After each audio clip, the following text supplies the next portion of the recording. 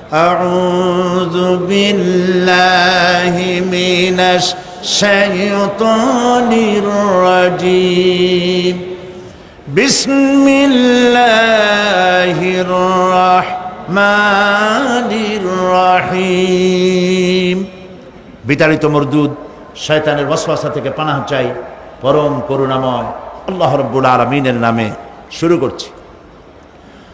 ألم نجعل الأرض مهادا والجبال أوتادا وخلقناكم أزواجا وجعلنا نومكم سباتا وجعلنا الليل لباسا وجعلنا النهار معاشا وبنينا فوقكم سبعا شدادا وجعلنا سراجا وهاجا وأنزلنا من المعصرات ماء سجاجا لنخرج به حبا ونباتا وجنات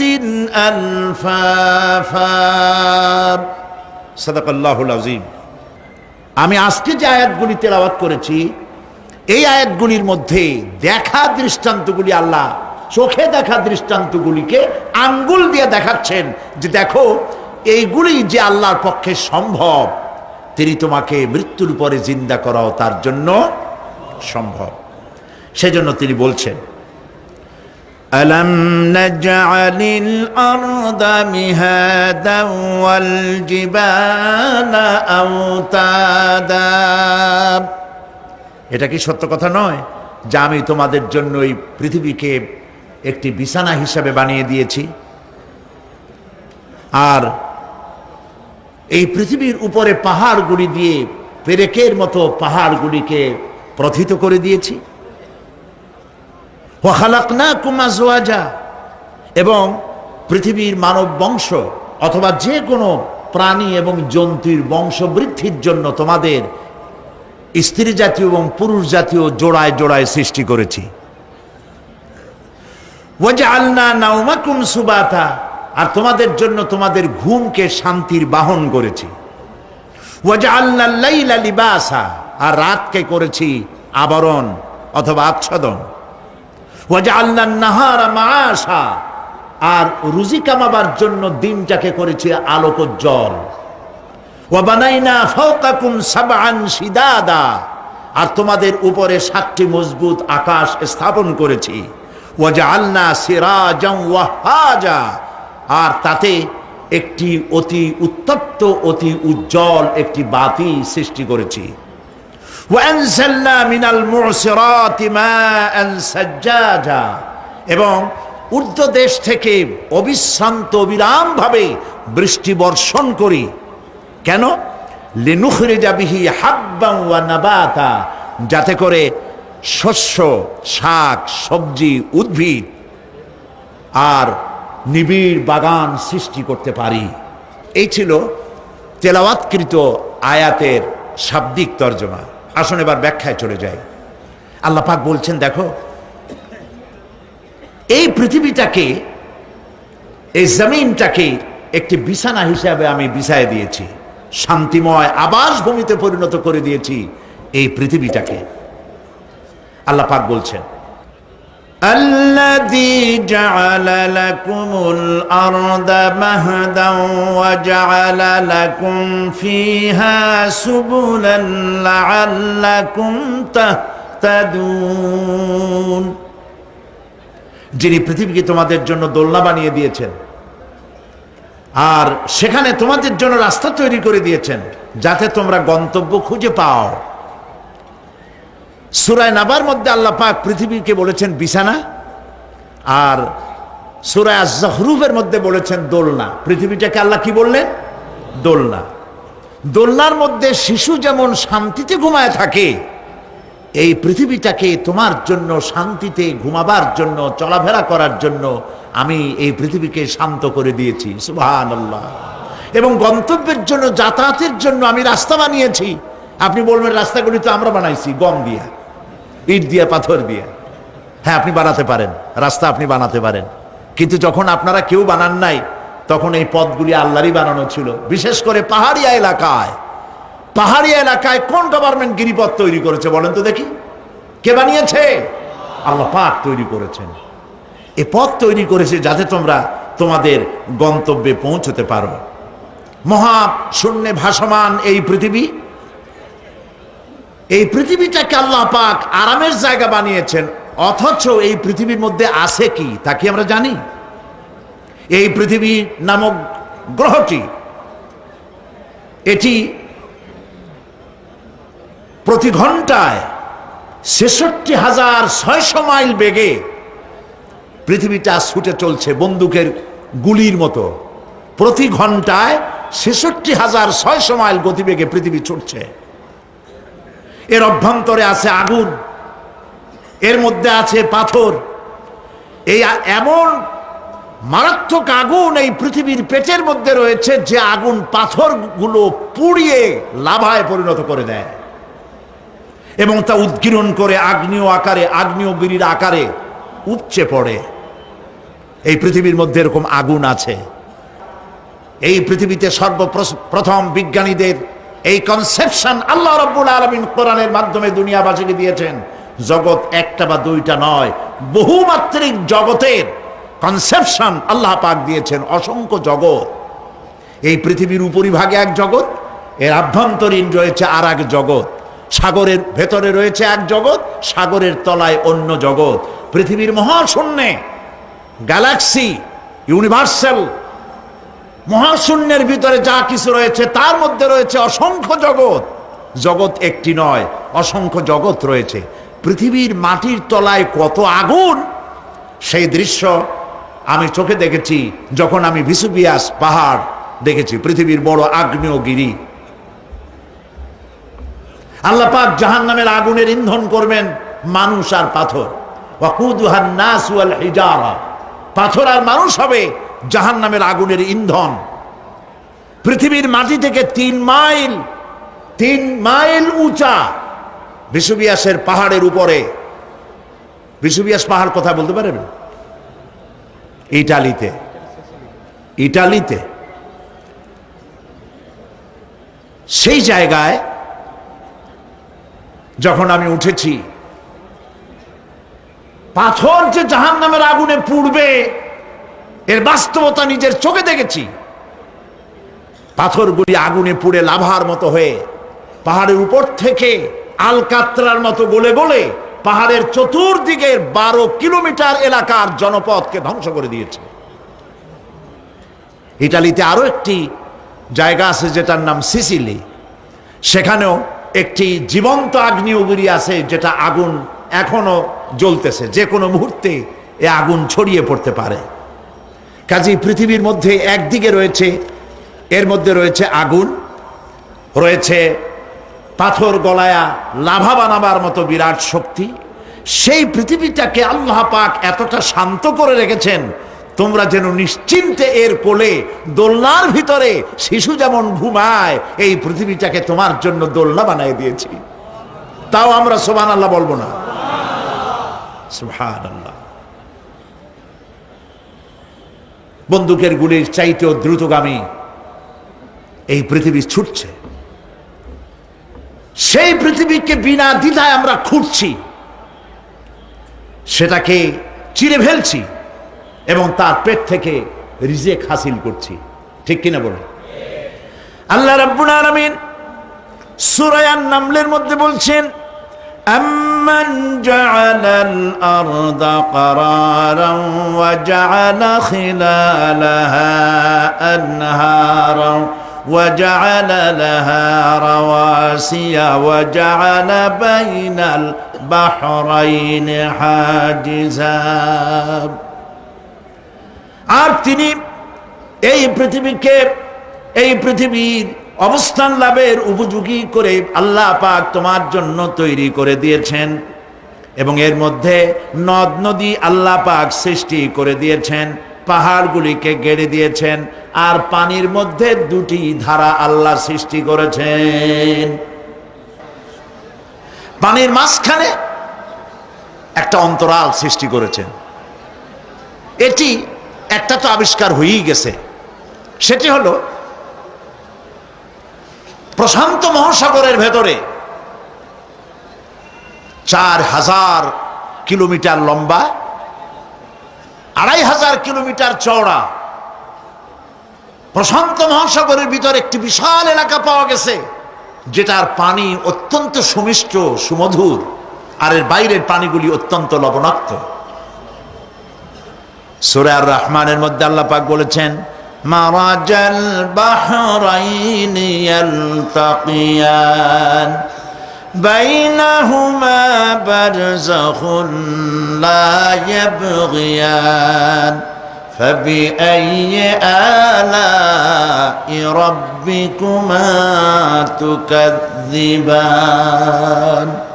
দুটি সমান্তরালে পানি প্রবাহিত হয়ে যাচ্ছে, দুটি ধারা। লোনা পানি মিষ্টি পানিকে লোনা বানাতে পারে না, মিষ্টি পানি লোনা পানিকে মিষ্টি বানাইতে পারে না, মাঝখানে কোনো পার্টিশন নাই। সুবহানাল্লাহ। আমার দেশের পদ্মা, গঙ্গা, যমুনা, মেঘনা এর মিষ্টি পানিগুলি ভাটি এলাকার বঙ্গোপসাগরের নোনা পানির মধ্যে ছুটে যায়, আবার জোয়ারের টানে বঙ্গোপসাগরের মুখ তিতা হয়ে যায়। এমন নোনা পানি মিষ্টি দরিয়ার মধ্যে এসে ঢুকে যায়, কিন্তু বঙ্গোপসাগরের নোনা পানি মিষ্টি পানিকে নোনা বানাতে পারে না। আবার নোনা পানিগুলি মিষ্টি এলাকায় গিয়ে মিষ্টিরেও খারাপ বানাইতে পারে না। আল্লাহ রাব্বুল আলামিন বলেন, এগুলি আমার আইন। মানে কার আইন?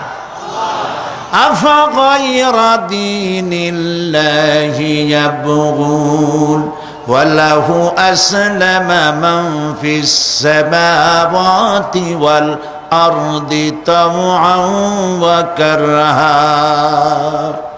আকাশে আর জমিনে যা কিছু আছে সব আনুগত্যের মস্তককে আমার সামনে অবনতি করে দিয়েছে। সুতরাং এর আমার আইন মানে, চাঁদ, সূর্য, গ্রহ, নক্ষত্র আইন মানে কার? চিল্লায় বলুন। আল্লাহ পাক এই পৃথিবীকে সুন্দর করে সাজিয়ে দিয়েছেন, আবার এর মধ্যে তিনি মাঝে মধ্যে এই পৃথিবী একটু ভূমিকম্পন হয়, কিন্তু তা কোথাও কোথাও একসাথে না।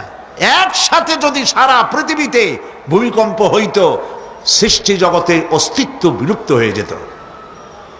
কথা বুঝতে পেরেছে?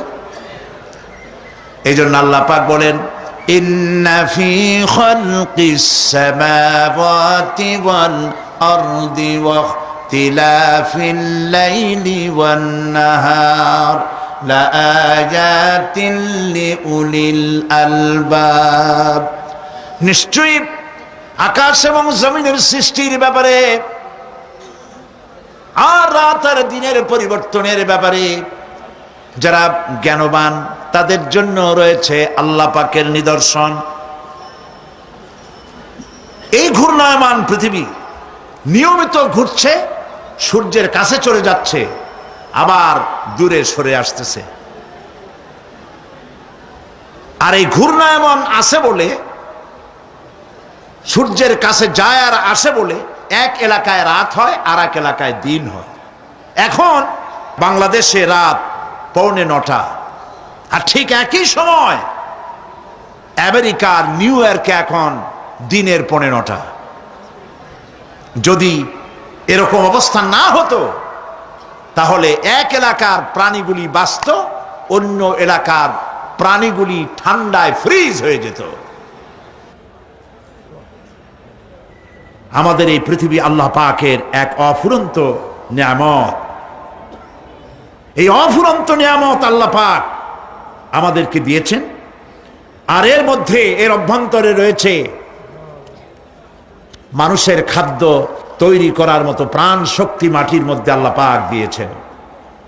পৃথিবীটা এটি সূর্যকে আর চন্দ্রকে আল্লাহ পাক একটা নির্ধারিত মেজারমেন্ট করে রেখেছেন, একটা ঠিক সঠিক জায়গায় রেখেছেন। বিজ্ঞানীরা বলেছেন সূর্যর যে ডিগ্রিতে এখন আছে ওর থেকে কয়েক ডিগ্রি যদি নিচে নেমে আসতো, গোটা পৃথিবী জ্বলে পুড়ে ভস্ম হয়ে যেত। আবার সূর্যটা যেখানে আছে ওখান থেকে আরো কয়েক ডিগ্রি যদি উপরে উঠে যেত, তাহলে গোটা পৃথিবী ফ্রিজ হয়ে যেত, প্রাণী জগতের অস্তিত্ব শেষ হয়ে যেত। চাঁদ সম্পর্কে বলা হয়েছে চাঁদ যত ডিগ্রিতে আল্লাহ পাক স্থাপন করে রেখেছেন ওর থেকে কয়েক ডিগ্রি উপরে যদি উঠে যেত, গোটা পৃথিবী মরুভূমি হয়ে যেত। আর যদি কিছু নেমে আসতো, গোটা পৃথিবীতে জলোচ্ছ্বাস হয়ে পানিতে পৃথিবী ডুবে শেষ হয়ে যেত। তাও সুবহানাল্লাহ বলবো না? এ সমস্ত কুদরত কার? আল্লাহ পাক। আল্লাহ রাব্বুল আলামিন এরপরে বলছেন ওয়াল জিবালা আওতাদা, মাটিকে বানালাম বিছানা, আর এই বিছানাকে এটা যেন তোমাকে নিয়ে নড়াচড়া করতে না পারে সেই জন্য আমি পাহাড়গুলি পেরেকের মতো গেড়ে দিলাম। এখানে আছে যে পাহাড়কে পৃথিবীর মধ্যে পেরেকের মতো গেড়ে দিছি। কেন দিছি সেটি এসছে অন্য আয়াতে। আল্লাহ রাব্বুল আলামিন বলেন ওয়া আলকা ফিল আরদি রাওয়াসিয়া আন তামিদা বিকুম, আল্লাহ পাক বলেন তিনি জমিনে পর্বতের নোঙ্গর, পর্বতের পেরেক রকম করে এই পৃথিবীর মধ্যে গেড়ে দিয়েছেন যেন পৃথিবীটা তোমাকে নিয়ে যেন হেলাদোলা করতে না পারে। এই পাহাড় পৃথিবীর ভারসাম্য রক্ষা করেছে। পাহাড়গুলি আজকে মানুষেরা কাটা শুরু করেছে ইন্ডাস্ট্রি বানাবার জন্য, বাড়িঘর বানাবার জন্য। পাহাড় যারা কাটছেন আত্মঘাতী কাজ করতেছেন। প্রকৃতির ভারসাম্য, এনভায়রনমেন্ট নষ্ট তো আমরাই করতেছি, ঠিক কিনা বলেন? কারা নষ্ট করতেছে? আমরা নিজেরাই করতেছি, আত্মঘাতী কাজ করছি। এই পৃথিবীতে কত পাহাড় দরকার, কত গাছ দরকার, কত পানি দরকার, সে কথা কে বলতে পারবেন? বলেন সবাই। আল্লাহ পাকের যা কিছু তিনি সৃষ্টি করেছেন সেগুলির উপরে হস্তক্ষেপ করা, কিছু কিছু জিনিসের উপরে হস্তক্ষেপ করা মারাত্মক আত্মঘাতী। পাহাড়গুলি দিয়ে এই সুউচ্চ পাহাড় শুধু খিল বানায় রাখছেন আল্লাহ, পেরেক বানায় রাখছেন, শুধু তাই নয়, এই পাহাড়ের উপরে পানি জমে থাকে বরফ হইয়া। আমরা যখন প্লেনে যখন যাই, ঢাকা এবং চিটাং যে ফ্লাইটগুলি আসা যাওয়া করে এগুলি ৯,০০০, ১০,০০০, ১১,০০০ ফিট দিয়ে উচ্চতায় উড়ে আসে। কিন্তু আমরা যখন ইন্টারন্যাশনাল ফ্লাইটে উড়ি তখন সেগুলি চলে ৩৫ থেকে ৪০,০০০ ফিট পর্যন্ত উচ্চতায় উড়ে যায়। পৃথিবী যে কত সুন্দর তা প্লেনে উঠলে বোঝা যায়। আর বাংলাদেশ যে কত সুন্দর মনোরম তা দেশের উপর থেকে প্লেনে উঠতে গেলে দৃশ্য দেখে, নয়ন অবিরাম দৃশ্য দেখে সেজদায় মাথা নত হয়ে আসে। সুবহানাল্লাহ, সুবহানাল্লাহ। আমার দেশ যে কত ভালো, আলহামদুলিল্লাহ বলেন। পৃথিবীর যে কোনো দেশের তুলনায় আমার দেশ অনেক অনেক অনেক ভালো, আলহামদুলিল্লাহ বলেন। এর গাছে হাত দিলে খাবার পাওয়া যায়, পানিতে হাত দিলে খাবার পাওয়া যায়, জমিনে হাত দিলে খাবার পাওয়া যায়, যেখানে হাত দেবেন সেখানে খাবার। আমাদের তো আসলে খাদ্যের অভাব না। আমাদের কি খাদ্যের অভাব আসলে? না, আসলে খাদ্যের অভাব না। আমাদের সব আছে, বিশাল বনজ সম্পদ আছে। কাপ্তাই, রাঙ্গামাটি, বান্দরবন যে দেখেন বনজ সম্পদ কাহাকে বলে। খুলনার ফরেস্ট এরিয়া যে দেখেন বনজ সম্পদ কারে বলে।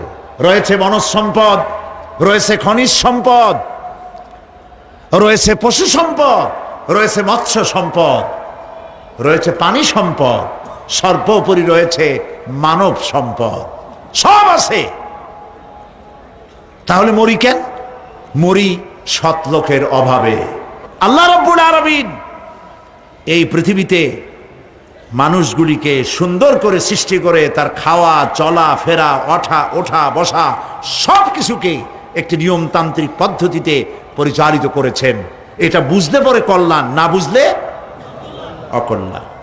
আসল বক্তব্য ছিল কি? পাহাড়। প্লেনে ওড়ার সময় দেখেছি রাশিয়ার উপর থেকে যখন উড়ে যায়, টার্কি, ইটালি, আফ্রিকা দেশসমূহের উপর দিয়ে যখন উড়ে যায়, তখন দেখতে পাই নিচে পাহাড়ের মাথাগুলি সাদা ধপধপ করছে। প্রথমে তো বুঝি নাই যেগুলি কি, পরে জিজ্ঞেস করে জেনেছি। যখন প্রথম প্রথম বিদেশে গেছি তখন বুঝি নাই, তারপরে বুঝতে পারলাম এ হলো আল্লাহ পাকের সেই কথা যে পাহাড়ের উপরে আমি পানি জমায় রাখি। এই জমাকৃত পানি সূর্যের তাপে গলাইয়া পাহাড় থেকে পাদদেশে নামাইয়া ফসল উৎপাদিত করি, যেখানে বৃষ্টি সম্ভব নয়। মানে বৃষ্টি যেখানে দেওয়ার প্রয়োজন নাই, সম্ভব নয় তা না, আল্লাহর কাছে অসম্ভব বলে কিছু নাই। কিন্তু কোথাও আল্লাহ পাক বৃষ্টি দিয়ে দেন, কোথাও সাগরের পানি, কোথাও খালের পানি, কোথাও নদীর পানি, কোথাও পাহাড়ের পানি দিয়ে এভাবে ব্যবস্থা করে দেন।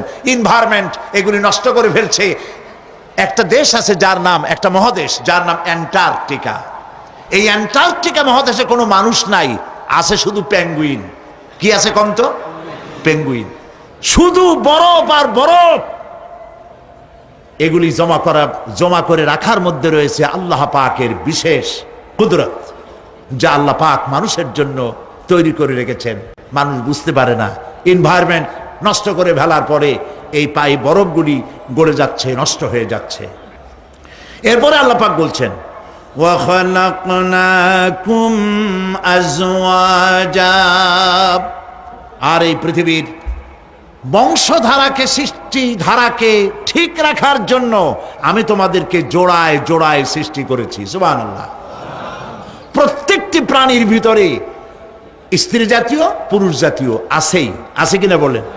এমন একটা নামকন যেখানে শুধু পুরুষ, নারী নাই, স্ত্রী জাতীয় নাই, আছে নাকি? নাই। বংশধারা বৃদ্ধি করার জন্য প্রত্যেকটি প্রাণী আল্লাহ পাক বলছেন জোড়ায় জোড়ায় বানাইছি, তোমাদেরকেও আমি জোড়ায় জোড়ায় বানিয়েছি।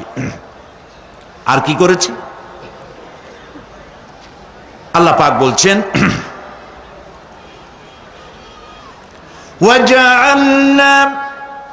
وَجَعَلْنَا نَوْمَكُمْ سُبَاتًا, একদিকে তো জোড়ায় জোড়ায় বানালাম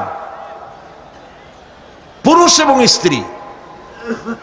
এই পুরুষ আর স্ত্রী সৃষ্টি করার ভিতরে রয়েছে আল্লাহ পাকের নিদর্শন। কার নিদর্শন বলুন? কোরআনে কারিমে আল্লাহ পাক বলেন, وَمِنْ آيَاتِهِ أَنْ خَلَقَ لَكُمْ مِنْ أَنْفُسِكُمْ أَزْوَاجًا لِتَسْكُنُوا إِلَيْهَا وَجَعَلَ بَيْنَكُمْ مَوَدَّةً وَرَحْمَةً إِنَّ فِي ذَلِكَ لَآيَاتٍ لِقَوْمٍ يَتَفَكَّرُونَ। আর আল্লাহ পাকের অসংখ্য নিদর্শনের মধ্যে এটিও নিদর্শন যে তিনি তোমাদের থেকে তোমাদের জোড়া সৃষ্টি করেছেন, তোমাদের স্ত্রী বানাইছেন। কেন? লিতাসকুনু ইলাইহা, যাতে করে তুমি তার কাছ থেকে তোমার মনের প্রশান্তি, সেও এবং তুমিও উভয়ের কাছে মনের প্রশান্তি খুঁজে পাও। ওয়াজআলা বাইনাকুম মাওয়াদ্দা, আর আল্লাহ পাক তোমাদের মধ্যে সৃষ্টি করেছেন ভালোবাসা। ওয়া রাহমা, আর পরবর্তী সময় সৃষ্টি করেছেন দয়া এবং করুণা। লিতাসকুনু ইলাইহা বলতে বোঝানো হয়েছে যে এই ব্যবস্থা আপনি আপনি হয়নি, এটি একটি উদ্দেশ্যকে লক্ষ্য করে হয়েছে। একে অপরের নিকটে যেন শান্তি পায়, প্রশান্তি পায়, একজন আরেকজনের কাছে পূর্ণ মাত্রায় তাই মিলিত হওয়ার জন্য নির্জন পরিবেশের আশ্রয় নেয়। আর এভাবে করি আল্লাহ পাক মানব বংশের এই ধারাকে অব্যাহত রেখেছেন। সুবহানাল্লাহ। ওয়া জাআলা বাইনাকুম মাওয়াদ্দা, আর তোমাদের মধ্যে আল্লাহ পাক ভালোবাসা সৃষ্টি করেছেন। এই কথা বলার এর ব্যাখ্যা কি? ভালোবাসা সৃষ্টি করেছেন এর ব্যাখ্যা এরকম হতে পারে, কয়েক রকম। আমি যেটা জেনেছি সেটি হচ্ছে এরকম, ভালোবাসা সৃষ্টি হওয়ার তো কথা ছিল না। এক পর্যায়ে ভালোবাসা থাকবে কোন একটি বিশেষ সময়, বাকি সব সময় ঝগড়া হবে, এটাই হওয়া স্বাভাবিক ছিল। ধরুন মেয়ের বাড়ি চট্টগ্রাম, ছেলের বাড়ি বরিশাল। মেয়ে শুটকি খেতে খুব পছন্দ করে, ছেলের গন্ধও সহ্য করতে পারে না। মেয়ে বলে খড়ে যাত দে, আর ছেলে বলে যে কমে যাও। মানে একজন আর একজনের ভাষার সাথে মিল নাই। কথা ঠিক কিনা বলেন? ভাষার সাথে মিল নাই। রুচির সাথে মিল নাই। একজনের টক পছন্দ করে আর একজনের টক সহ্য করতে পারে না, আর একজনের শুটকি খায় আর একজনের শুটকি পছন্দ করে না। কাজেই রুচি আর অভ্যাস ইত্যাদি দিয়ে সারাদিন স্বামী স্ত্রীর মধ্যে ঝগড়া হওয়া স্বাভাবিক ছিল, ঠিক না? আল্লাহ পাক বলেন সেখানে আমি এই স্বামী স্ত্রী যখন হয়ে যায় তখন দুজনের মধ্যে আমি ভালোবাসার সৃষ্টি করে দেই। আর সে ভালোবাসা এমন পর্যায়ে চলে যায়, স্ত্রী তার স্বামীর জন্য জীবন দিতে চায়, স্বামী তার স্ত্রীর জন্য জীবনের সবকিছু উজাড় করে দিতে চায়। ওয়াজআলা বাইনাকুম মাওয়াদ্দা, এরপরে সৃষ্টি করি রাহমা। ওই ভালোবাসা ছিল যৌবন কেন্দ্রিক, বিশেষ এক উদ্দেশ্যকে সামনে রেখে। কিন্তু যখন যৌবনে ভাটি লাগলো তখন ওই উদ্দেশ্য আর থাকলো না। তখন আল্লাহ পাক বলেন এই সময় তো দুজনের মধ্যে রাগারাগি খেসাখেসি ইত্যাদি হয়, স্বাভাবিক ছিল, কিন্তু তা হইল না। আমি রহমত দিলাম, করুণা দিলাম, এখন বুড়ি বুড়ারে ছাড়ে বাঁচে না, আর বুড়াও বুড়িরই ছাড়া বাঁচে না। তাও আমরা সুবহানাল্লাহ কব না? প্রিয় ভাই সব, আমি বুঝতে পারছি আপনারা বলেন ঠিকই, তবে শুনতে শুনতে মোহমুগ্ধ হয়ে বলার সময় পান না। জি আলহামদুলিল্লাহ, বলি আলহামদুলিল্লাহ। তো আল্লাহ রাব্বুল আলামিন পরস্পর পরস্পরের মধ্যেই ভালোবাসা সৃষ্টি করলেন। এটি আল্লাহ পাকের আয়াত। এটা আল্লাহ পাকের কি বলুন? আয়াত মানে কি? নিদর্শন। এরপরে রাব্বুল আলামিন বলেন ওয়াজআলনা নাওমাকুম সুবাতা, আর আমি তোমাদের জন্য ঘুমকে করেছি শান্তির বাহন। মানুষের অঙ্গ প্রত্যঙ্গ প্রত্যেকটির কাজ ভিন্ন, প্রকৃতিও ভিন্ন। চোখ দেখে, কান শোনে, জিহ্বা স্বাদ গ্রহণ করে, নাক শোনে, নাক শোখে, মস্তিষ্ক চিন্তা ভাবনা করে। এ হলো প্রকৃতি। আর প্রত্যেকটি অঙ্গ প্রত্যঙ্গের রুচি আলাদা, কর্তব্যের মধ্যে বিরাট বৈষম্য। যেমন চোখ রঙিন এবং সুন্দর জিনিস দেখতে ভালোবাসে, ঠিক কিনা? বলেন ঠিক কিনা? একটা খারাপ জিনিসের দিক চোখ পড়লেই মানুষ তাড়াতাড়ি চোখ ফিরায় নেয়, ঠিক না? চোখ সুন্দর এবং রঙিন জিনিস দেখতে ভালোবাসে।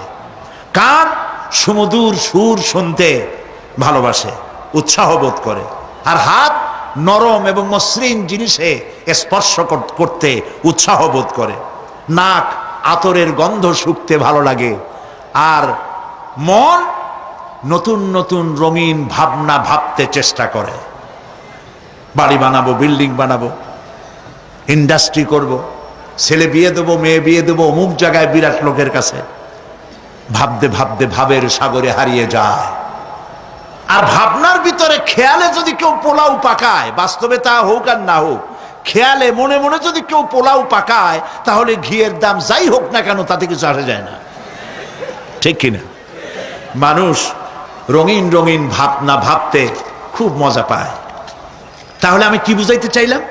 চোখের কাজ, নাকের কাজ, মুখের কাজ, কানের কাজ, মনের কাজ, প্রত্যেকটি অঙ্গ প্রত্যঙ্গের ভিন্ন ভিন্ন কাজ আছে, ভিন্ন ভিন্ন রুচি আছে। কিন্তু একটি ব্যাপারে হাত, পা, চোখ, নাক, মস্তিষ্ক সব এক ব্যাপারে তারা ঐক্যমত পোষণ করেছে। এ ব্যাপারে কোনো ইখতিলাফ তাদের মধ্যে নাই, সেটা হলো ঘুম। সেটার নাম কি? ঘুম। ঘুমাইতে চায়, হাতের শরীরের সমস্ত অঙ্গ প্রত্যঙ্গ ঘুমের কোলে নিবেদিত হয়ে যেতে চায়। ঘুম না আসলে হাত আর চলে না, মাথায় আর ভাবতে ইচ্ছা করে না, পাও আর চলতে চায় না, হার্টবিট বেড়ে যায়। আর ঘুমালে পরে সব শান্ত হয়ে যায়। সুবহানাল্লাহ কব না? আল্লাহ রাব্বুল আলামিন বলেন এই নিদ্রাকে, এই ঘুমকে আমি তোমাদের জন্য শান্তির বাহন বানিয়ে দিয়েছি। আলাম ইয়ারাউ আন্না জাআলনাল লাইলা লিয়াসকুনু ফীহি ওয়ান নাহারা মুবসিরান ইন্না ফী যালিকা লাআয়াতিন লিকাওমি ইউমিনুন। তারা কি আল্লাহ পাকের এই কুদরতের কথা চিন্তা করে না? যে আমি রাতের আধার দিয়ে ধরনীর বুক ছেয়ে দেই, দিনের উজ্জ্বলতা, কোলাহল, গাড়ির আওয়াজ, ভ্যাঁ ভোঁ আওয়াজ হচ্ছে, কলকারখানার আওয়াজ হচ্ছে, সূর্যের বিরাট তাপ, ঘুম আসে না। সারাদিন কাজ করার পর শরীরের আরাম দেওয়ার জন্যে রাতের একটি কালো চাদর পৃথিবীর উপরে আমি বিছায়ে দেই।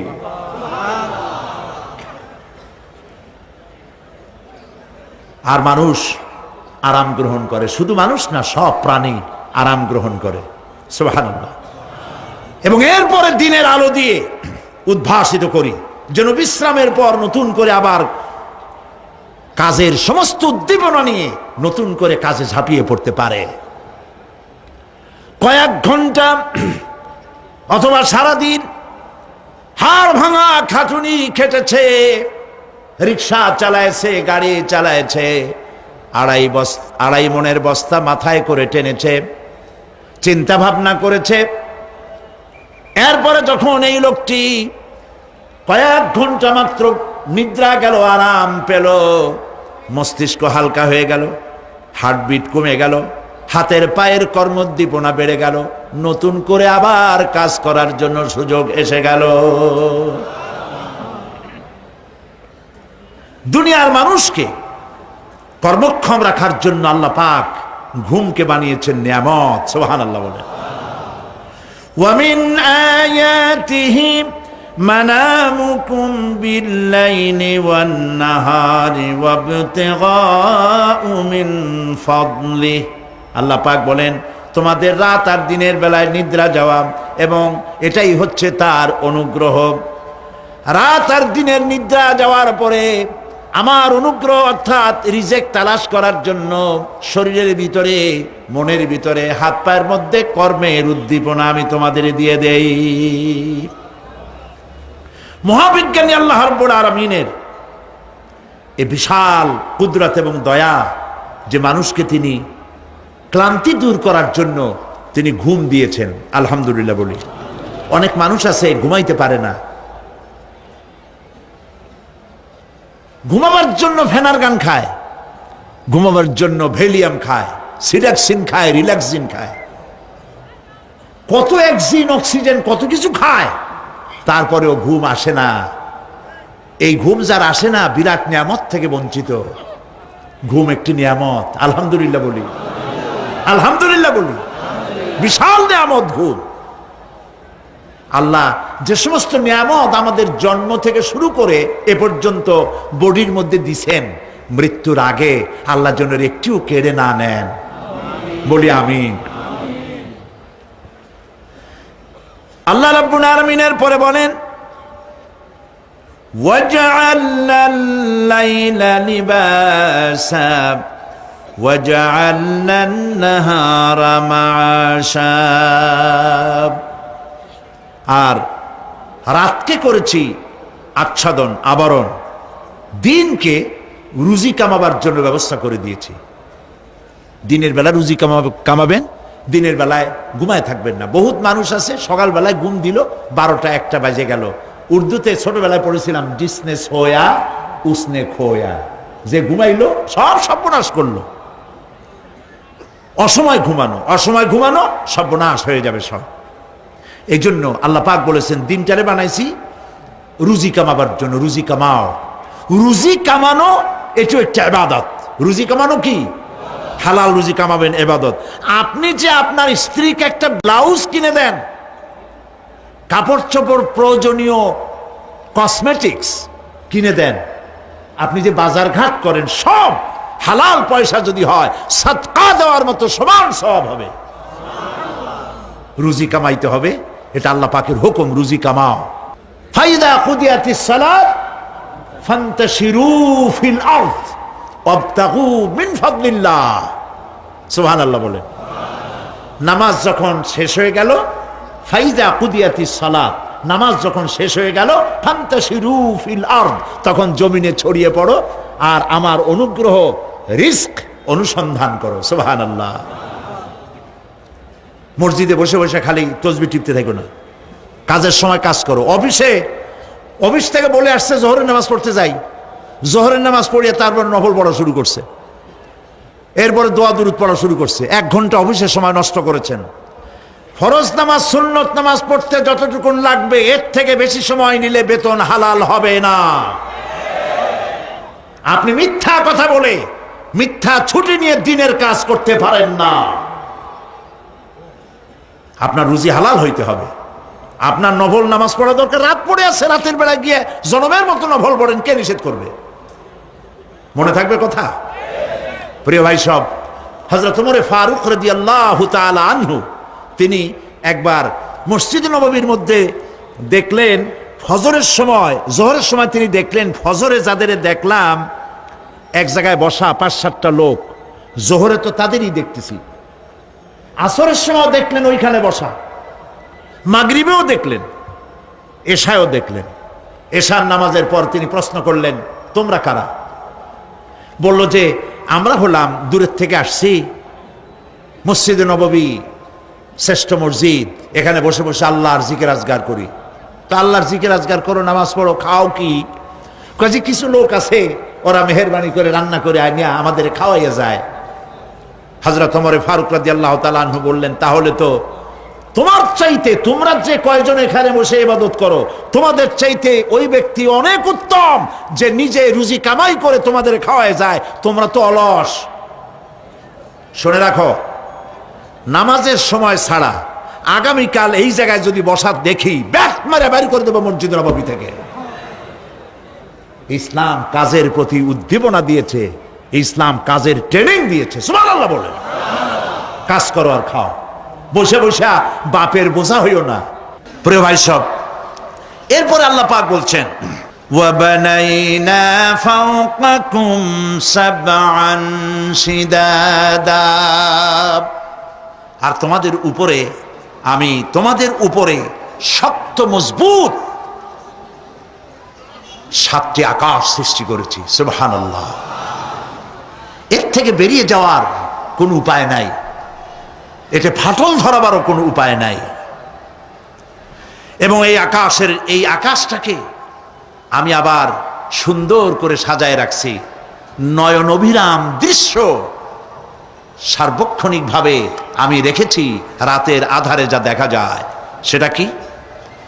আল্লাহ রাব্বুল আলামিন বলেন, ইন্না যায়্যানাস সামাআদ দুনিয়া বিজিনাতিনিল কাওয়াকিব, এই দুনিয়ার আকাশখানিকে তারকা প্রদীপ দিয়া সাজায় রেখেছি মনের মতো।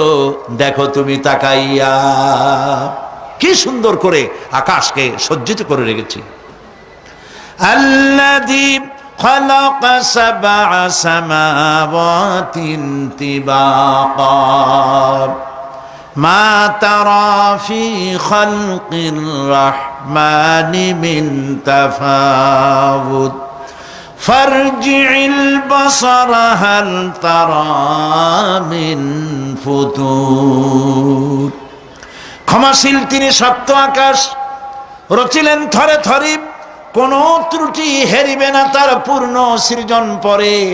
চাহো তুমি তার সৃষ্টি পানে, দেখো কিছু ভুল চুক, ফিরাও তোমার নয়ন খানি, ফিরাও তোমার মুখ।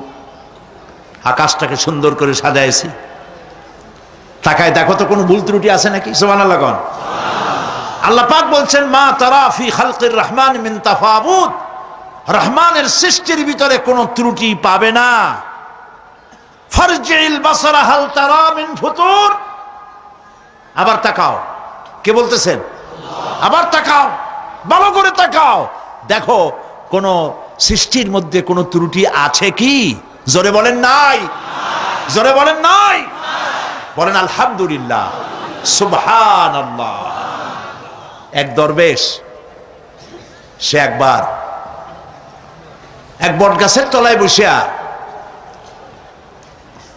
এই আয়াত পড়তেছিলেন। এই আয়াত পড়ে তার মনে উঠলো, আল্লাহ পাক বলছেন হাল তারা মিন ফুতুর, দেখো কি কোনো ভুল চুক, আবার তাকাও। তো সে দেখে ভুল ত্রুটি তো ধরবার উপায় নাই, আল্লাহ তোমার সৃষ্টির মধ্যে কোনো ত্রুটি নাই, তবে একটা জিনিস আমার কাছে একটু বেকায়দা লাগে। সেটা কি? সে বলছে যে আল্লাহ, এই যে বট গাছ, বিশাল গাছ, যেমন গাছ ফলটা তো ওইরকম হয়নি, তাল গাছটা যেমন ফলটাও ওই রকম, নারকেল গাছটা যেমন ওই রকম, বেল গাছটা যেমন ফলটা ওই রকম, চালতাটা যেমন ফলটা ওই রকম, ঠিক না? কিন্তু এত বড় বট গাছ ফল একেবারে একটু একটু।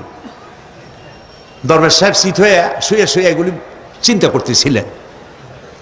হঠাৎ করে একটা বটের ফল, আধা পাকা ফল, অনেক উপর থেকে বৃন্তচ্যুত হয়েছে দরবেশ সাহেবের নাকার ডগার উপরে টস করে পড়ছে। পড়ার সাথে সাথে নাক জ্বলিয়ে উঠছে। কান ধরে তওবা করে দরবেশ সাহেব সেজদায় পড়ে গেছেন। আল্লাহ, কি বুড়িটা করলাম! আমার চিন্তা মতে যেমন গাছ তেমন ফল, তালের সাইজের যদি হইতো, যে পজিশনে আমার নাকের উপরে পড়ছে, নাক তো ভালো, মাথাও গুঁড়ো গুঁড়ো হয়ে যেত। সুবহানাল্লাহ, সুবহানাল্লাহ। আল্লাহ পাক বলছেন, সুম্মা রজি'ল বাসারা কাররাতাইন ইয়ানকালিব ইলাইকাল বাসারু খাসিআন ওয়া হুয়া হাসির। অক্ষমহীন দৃষ্টি তোমার সৃষ্টিতে পাবে ফাঁকি, ফিরাও তোমার নয়ন খানি, ফিরাও কাঙ্গালাখি। আমার সৃষ্টি নৈপুণ্যতার দিকে যতবার তাকাও না কেন, আমার সৃষ্টির ভিতরে কোনো ত্রুটি তুমি দেখতে পাবে না। এই জন্য নবীজি বলেছেন, আল্লাহ রাব্বুল আলামিনের সৃষ্টির কলাকুশলতার প্রতি কেউ যদি একবার গবেষণা করে, একটা ঘন্টাও যদি কেউ চিন্তা করে, কয় ঘন্টা? একটি ঘন্টা আল্লাহর সৃষ্টি নৈপুণ্যতা সম্পর্কে একটি ঘন্টা যদি কেউ চিন্তা করে, গবেষণা করে, নবীজি বলেছেন ওই বান্দার আমল নামায় আল্লাহ পাক 60 বছরের নফল ইবাদতের সব লিখে দিবে। চিন্তা করো, গবেষণা করে, শ্রদ্ধায় মাথা নত হয়ে আসবে, আপনাতেই সেজদা করবে। সুবহানাল্লাহ। এরপরে আল্লাহ পাক বলেন, ওয়াজআলনা সিরাজান ওয়াহাজা। আর আমি তোমাদের উপরে আকাশ সৃষ্টি করেছি, আর ওর মধ্যে আমি সৃষ্টি করেছি মহাশূন্যে এক অতি উত্তপ্ত, অতি উজ্জ্বল এক বাতি সৃষ্টি করেছি। সিরাজ শব্দের অর্থ হলো সূর্য, ওয়াহাজ এ শব্দের অর্থ হচ্ছে একই সাথে অতি উত্তপ্ত, অতি উজ্জ্বল। সূর্যের ব্যাস হচ্ছে এই পৃথিবীর চাইতে, সূর্যের ব্যাস হচ্ছে পৃথিবীর চাইতে 109 গুণ, এবং এর আয়তন পৃথিবীর চাইতে 13 লক্ষ গুণ বড়। আর দূরত্ব হচ্ছে পৃথিবীর মাটি থেকে 9,30,00,000 মাইল ব্যবধানে এই সূর্যকে আল্লাহ পাক স্থাপন করেছেন।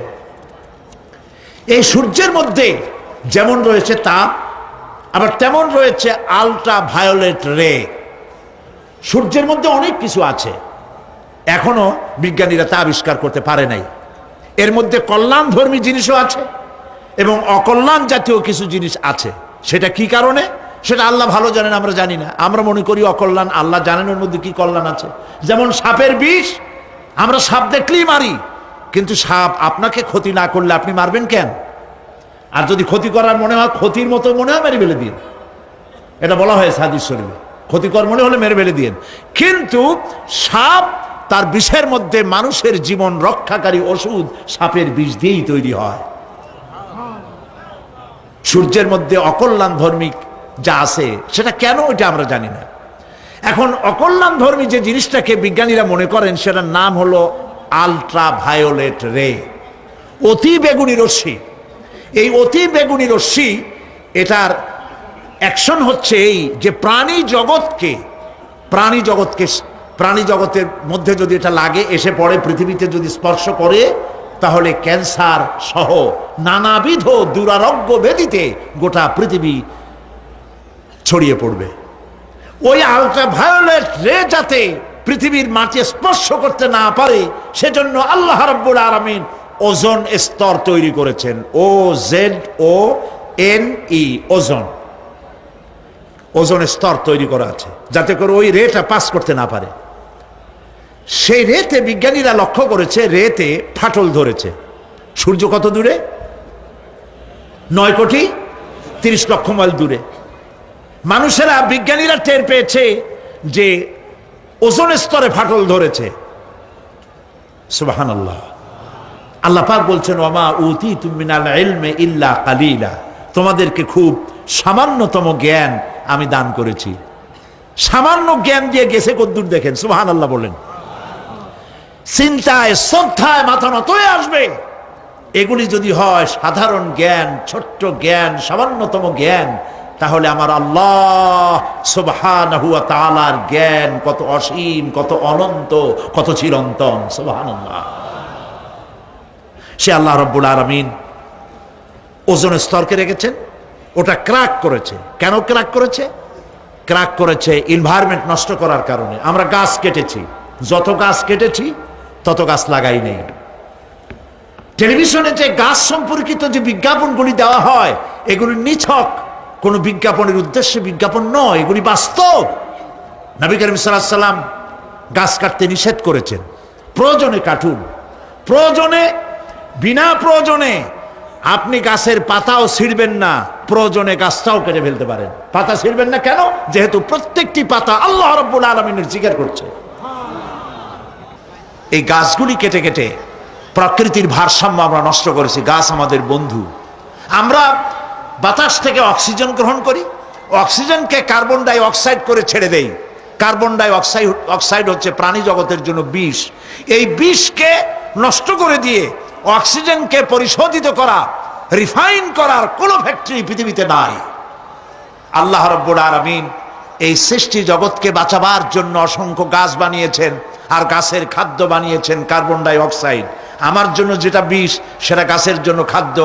গাছ সারা রাত এটাকে খাইলো, দিনের বেলায় সূর্যের তাপে এই কার্বন ডাই অক্সাইড আর গাছের সবুজ রং, পাতার সবুজ রঙে মিলে এক প্রকারের রন্ধন ক্রিয়ার মধ্য দিয়ে কার্বন ডাই অক্সাইড আবার ফ্রেশ অক্সিজেন হয়ে পৃথিবীর প্রাণী জগৎকে বাঁচার জন্য পথ উন্মুক্ত করে দেয়।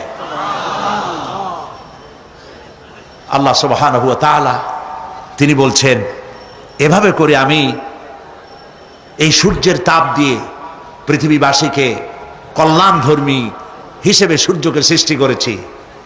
এই সূর্যের তাপ, এটি একটি বিরাট অগ্নিকুণ্ড। কোটি কোটি বছর ধরে ভূপৃষ্ঠে আলো এবং উত্তাপ ছড়িয়ে যাচ্ছে। সুবহানাল্লাহ বলেন। বলেন তো, পৃথিবীর সমস্ত আগুন সব যদি এক জায়গায় করা হয়, সূর্য এক সেকেন্ডে যে তাপ পৃথিবীতে দেয়, ওরকম এক সেকেন্ডের তাপ পৃথিবীর সব আগুন এক জায়গায় হইয়া সমভাবে সর্বত্র ছড়াতে পারবে কি? সুবহানাল্লাহ। মসজিদ আন-নববী আশ-শরীফ, আল মদিনা আল মুনাওয়ারা, সোনার মদিনা। সুবহানাল্লাহ। আমি মদিনায় গিয়া এবারও বলছি, আল্লাহ যদি ফাহাদের মাফ করতে চান, মসজিদে নববী এবং মসজিদে হারামের যে এক্সটেনশন এবং হাজিদের জন্য যে উপকার করেছেন, আল্লাহ যদি মাফ করতে চান, এটা বড় আকারের একটা ওসিলা হয়ে যেতে পারে। এক সময় গরমে কষ্টে অস্থির হয়ে যেতাম মসজিদে নববীতে, এখন মসজিদে নববীতে ঢুকলে মনে হয় জান্নাতের মধ্যে। আর জান্নাত তো চিন্তা করা যায় না, কোনো চোখ নাই যা দেখছে, কোনো কল্পনা নাই, যা মন নাই যা কল্পনা করছে, এটার সাথে তুলনাই হবে না। তবে মনে হয় যেন জান্নাতের মধ্যে ঢুকে গেছি। প্রত্যেকটি খামের গোড়া থেকে ঠান্ডা বাতাস উঠতেছে, প্রত্যেকটি পিলারের গোড়া থেকে। মসজিদে নববী থেকে 3 কিলোমিটার দূরে এসি প্লান্ট। পৃথিবীর সব থেকে বড় এসি প্লান্ট হচ্ছে মদিনা মুনাওয়ারায় এসি প্লান্ট, যেটা দিয়ে মসজিদে নববী, যেখানে 8 লক্ষ মানুষ একসাথে নামাজ পড়তে পারে। ঠান্ডা উঠতেছে। সুবহানাল্লাহ। ভাইদের বলি, হজ যারা করছেন, পয়সা কড়ি আছে, হজ করেছেন, ভালো করেছেন, মাঝে মধ্যে সময় পেলে রমজান মাসে যায়েন। মানুষেরা আমাদের দেশের হলিডে করতে কপাল পোড়ারা সিঙ্গাপুর যায়, ব্যবসা করতে যান, আমার আপত্তি নেই। আমেরিকায় যান, সিঙ্গাপুরে যান, ব্যাংকক যান, হংকং যান, থাইল্যান্ড যান, যেন বললে সেখানে যান। কিন্তু হলিডে করার জন্য এই সব জায়গায় না গিয়া পয়সাগুলি জমাইয়া রমজান মাসে যাইয়েন মদিনা মুনাওয়ারায়, আর আল্লাহর ঘর মসজিদে হারামে। সুবহানাল্লাহ। কোরআন নাজিল কেমনে হয়েছে তা তো দেখি নাই। ইমাম যখন তারাবির মধ্যে তেলাওয়াত করেন, মনে হয় যেন আকাশ থেকে এখনো কোরআন নাজিল হচ্ছে। সুবহানাল্লাহ। কি তেলাওয়াত! যেমন শেখ আব্দুর রহমান আস-সুদাইস, তেমন সাউদ আশ-শুরাইম, তেমন শেখ আব্দুর রহমান আল হুজাইফি। সুবহানাল্লাহ, সুবহানাল্লাহ। তা আল্লাহ তার কুদরত দিয়ে এই পৃথিবীকে ভরে রেখেছেন, নিয়ামত দিয়ে ভরে রেখেছেন। মুসলমানদের জন্য সবচাইতে বড় নিয়ামত কোরআন শরীফ নিয়ামত, কাবা শরীফ নিয়ামত, মসজিদ আন-নববী আশ-শরীফ আল মদিনা আল মুনাওয়ারা। সুবহানাল্লাহ, সবাই বলেন সুবহানাল্লাহ। আল্লাহ রাব্বুল আলামিন বলছেন, وأنزلنا من المعصرات ماء ثجاجا। আমি আকাশ থেকে তোমাদের জন্য অবিশ্রান্ত বিরাম ভাবে বৃষ্টি বর্ষণ করি। কেন?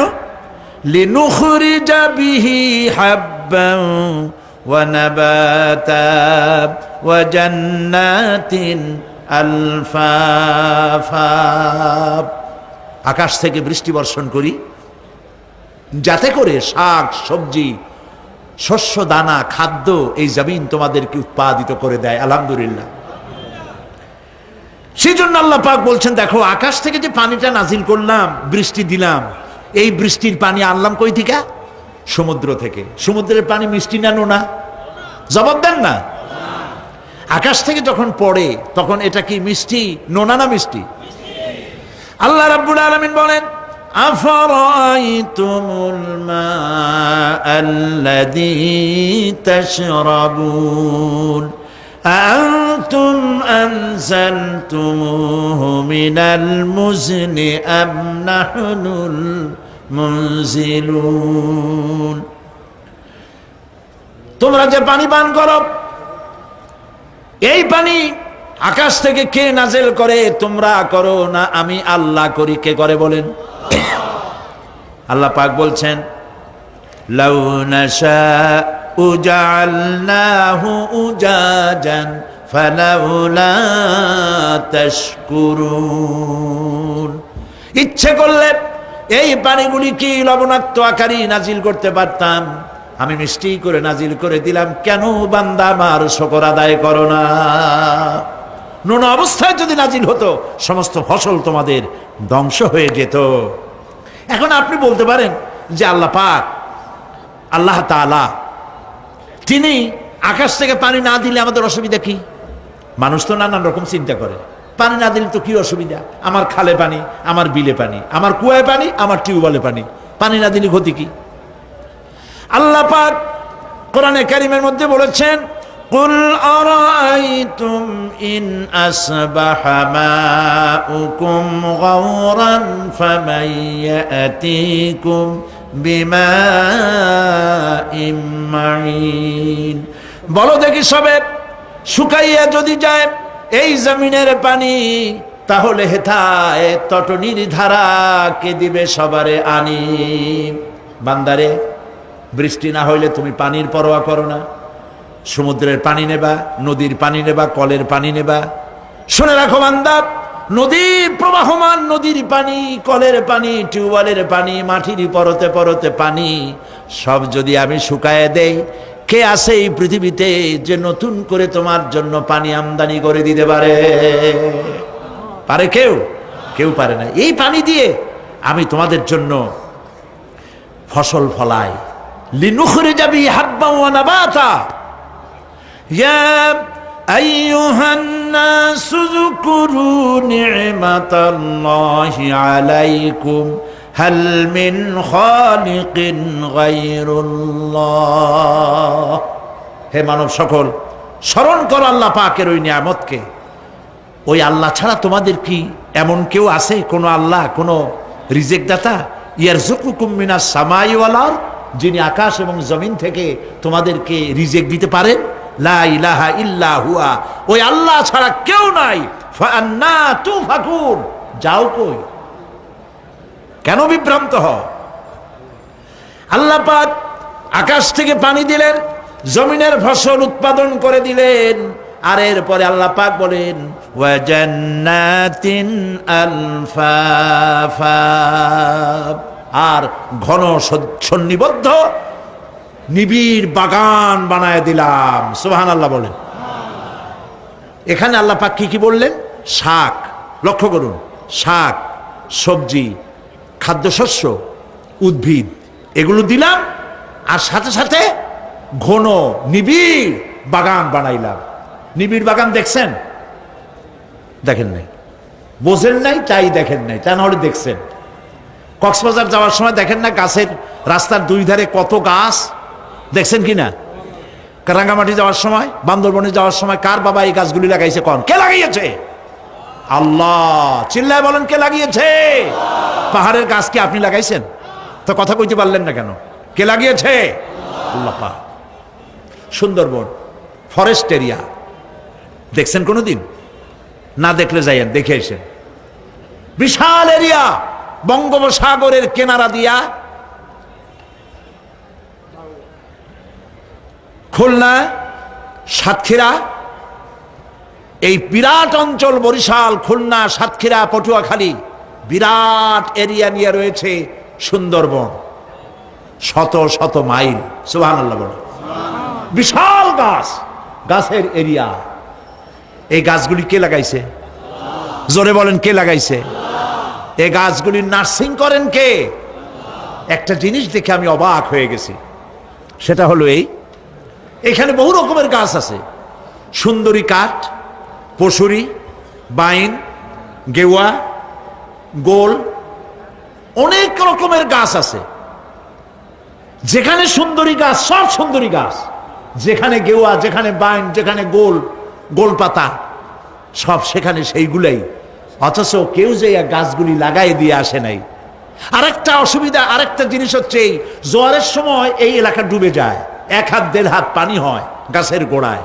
যে ফলগুলি পড়ছিল গাছ দিয়া, এই ফলগুলি ভাটির টানে চলে গেল, নিচে নেমে গেল, নদীতে নেমে গেল, আবার জোয়ারের টানে উঠে আসলো, পানিতে ভেসে ভেসে ফলগুলি ভারী হয়ে গেল। এক সময় ভাটির টানে আর গেল না।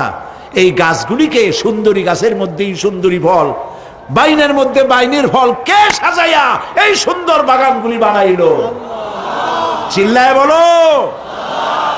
জান্নাতিন আলফাফা, ঘন নিবিড় সন্নিবদ্ধ বাগান আমি সৃষ্টি করেছি, সুবহানাল্লাহ বলে।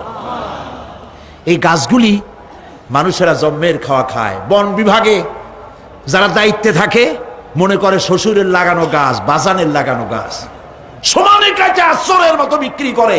এরা ডাকাত, এরা চোরের চাইতেও নিকৃষ্ট যারা গাছ চুরি করে। আল্লাহ পাক জানেন মানুষের খাসলাত। এই ফরেস্ট বিভাগে, বন বিভাগে যারা চাকরি করেন, সব খারাপ আমি তা বলবো না, ভালো মন্দ মিলেই আছে। কিছু আছে জন্মের খাওয়া খায়, ঘুষ খায় আর গাছগুলো বেচে ছাড়িয়ে দেয়, সর্বনাশ করে দেয়।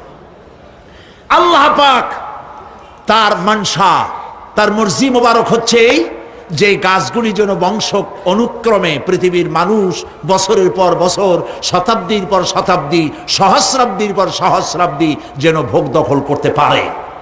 সেজন্য আল্লাহ রাব্বুল আলামিন এই বন জঙ্গল রক্ষা করার জন্য নিজস্ব গার্ড বাহিনী রেখে দিয়েছেন।